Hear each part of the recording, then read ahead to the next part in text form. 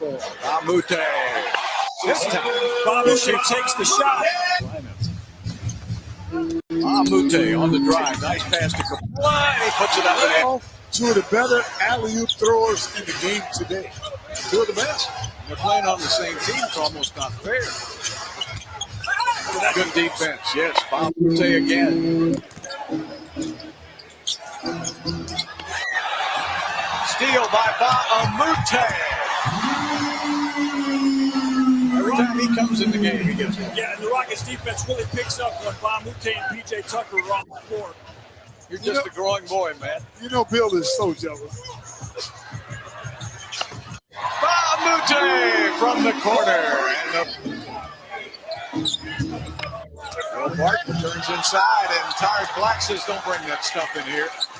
Chris Paul in the open court. Where will he go? On the drive, all the way to the bucket. Back outside again, sets up. Luke Amute, and he gets it. Another timeout for Denver. And the Rockets keep pouring. Comment vas-tu, mon frère? Ça va bien.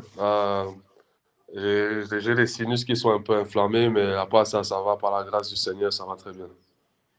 Super, super. Je sais que tu as eu un long voyage, tu viens de rentrer au Cameroun et vraiment, ça nous fait plaisir que tu prennes le temps de faire cette vidéo-là pour adresser nos jeunes frères là-bas à N'Djamena. Donc, ça va vraiment les encourager de te voir et surtout de t'entendre. Donc, si tu peux commencer par nous donner un petit parcours sur comment est-ce que tu as commencé à jouer au basket et puis ton parcours ici aux États-Unis, je pense que ça serait bien. Ouais, je vais essayer de résumer parce que c'est long, bien évidemment. Mais oui, j'ai commencé à jouer ici au Cameroun, comme beaucoup de nos frères qui vont regarder cette vidéo là-bas à N'Djamena.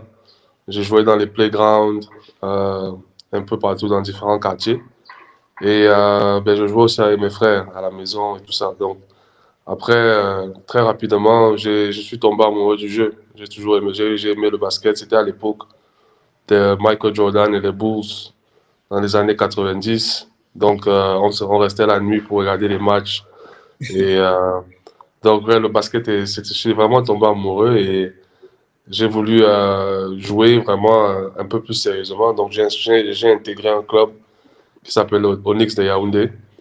Et après avoir intégré Onyx, j'ai été à Onyx pendant 2 ans. Et au bout de la deuxième année, j'ai été sélectionné pour aller à Basketball Without Borders. Donc, quand je suis parti au Basketball Without Borders, ça s'est très bien passé là-bas aussi. J'étais parmi les meilleurs joueurs. C'est là où j'ai vraiment ressenti que je pouvais jouer au basket et que voilà, il fallait que j'aille aux États-Unis pour continuer. Et dès que nous sommes entrés, très vite, j'ai obtenu une bourse pour partir aux États-Unis. Je suis parti aux États-Unis à Montverde Academy. J'ai joué à Montverde Academy. Et après avoir joué à Montverde, j'ai été recruté à UCLA. Et après UCLA, j'ai été drafté en 2008 par Milwaukee. Et c'est comme ça, c'est comme ça ma carrière a commencé. Et donc, ouais, j'ai fait 6 clubs en NBA. J'ai vraiment eu la grâce d'avoir une belle carrière. Et puis, aujourd'hui, ouais, je suis en train de passer à autre chose.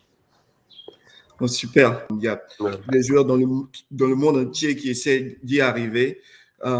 Qu'est-ce que tu penses t'a vraiment donné l'avantage ou bien t'a mis dans la disposition de pouvoir arriver à jouer en NBA?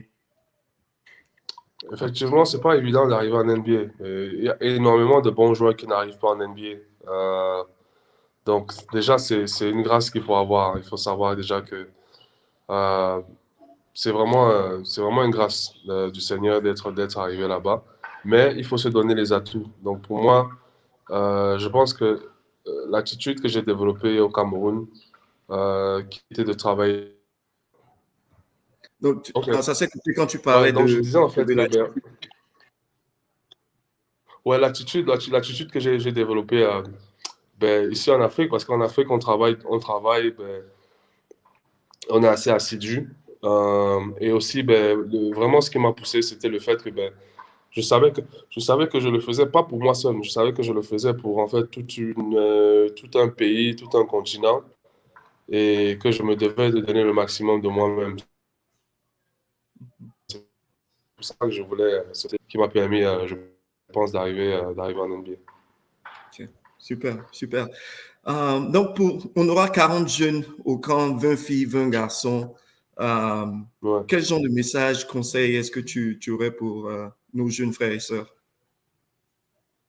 Mon message pour nos frères et sœurs, en fait, c'est de travailler davantage parce que nous, à l'époque, on n'avait pas beaucoup d'opportunités. Des choses comme des camps de basket, des trucs comme ça. Moi, mon premier camp de basket, c'était Basketball Without Borders. Tu connais, Charles, on a fait ce camp ensemble.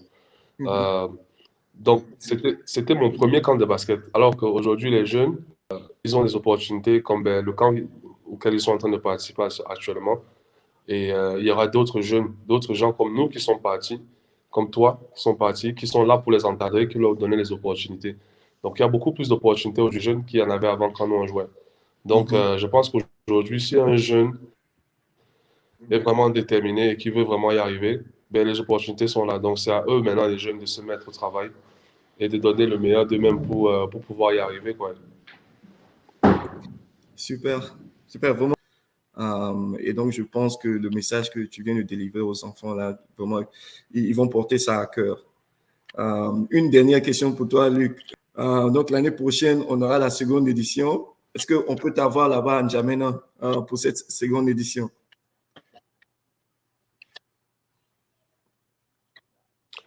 Écoute, ce serait un grand plaisir pour moi d'être là. J'ai plusieurs fois manqué l'opportunité d'aller à N'Djamena. Et je sais qu'il y a beaucoup de talents là-bas aussi. Et comme tu le sais, par la grâce du Seigneur, j'ai pu commencer à travailler avec beaucoup de jeunes en Afrique, notamment par les camps de basket que j'organise. Et je pense que avoir l'opportunité de travailler avec les jeunes, mes frères tchadiens, ce sera une très bonne opportunité parce que bon, même quand je jouais depuis ici au Cameroun, j'ai toujours su qu'il y a toujours eu des très bons joueurs là-bas. Donc, je pense que ce serait vraiment bien pour moi. Je serais honoré d'être là-bas pour travailler avec ces jeunes et aider le plus possible de mes frères tchadiens là-bas. Ouais, on t'avait Ouais, perdu tu les 2 m'entends? dernières secondes là. Là, on te suit, on te suit. Donc, un petit mot peut-être Ouais, pour non, clôturer ici. non, ouais, ben, vraiment, c'est un plaisir pour moi. C'est vrai que j'ai pas pu être là cette année. Je disais, vraiment, si le Seigneur permet l'année prochaine, je ferai tout pour. Mais que les jeunes sachent en fait que nous sommes là aujourd'hui pour les encadrer. Nous sommes là aujourd'hui pour leur donner des opportunités. C'est à eux, avec tout ce qui se passe aujourd'hui, les réseaux sociaux, toutes les distractions qu'il y a aujourd'hui, c'est à eux de faire les sacrifices. C'est à eux de se donner à fond et d'essayer de vraiment avoir des chances de leur côté pour pouvoir y arriver. Et si vraiment ils ont ben, des opportunités comme Who's Next, des opportunités comme Luc et d'autres qui vont venir là-bas. Là. Maintenant, aujourd'hui, il y a la Ball League qui est là. Il y a beaucoup plus d'opportunités pour les jeunes en Afrique. Moi, je leur dis tous une chose, c'est de travailler, de se mettre au travail, de faire face aux distractions actuelles, parce que ben, nous, on n'avait pas toutes ces distractions, mais de se mettre au travail et d'essayer le maximum possible de se donner et se donner une chance, parce que ben, quand un réussit, ben, c'est la réussite de tout un pays. Donc, s'il y a un de ces jeunes-là qui peut vraiment réussir, il réussira pour tous les autres avec lesquels il est au camp et il réussira aussi pour toute sa ville, pour tout son pays et puis tout le continent africain. Donc, voilà mon message pour clôturer en fait. Bon, merci, merci. Des mots très sages venant de quelqu'un qui est très sage aussi. Luc, vraiment, merci beaucoup de prendre le temps de faire cette vidéo. Passe un très bon séjour en Afrique. Et puis bon, on reste en contact. Merci.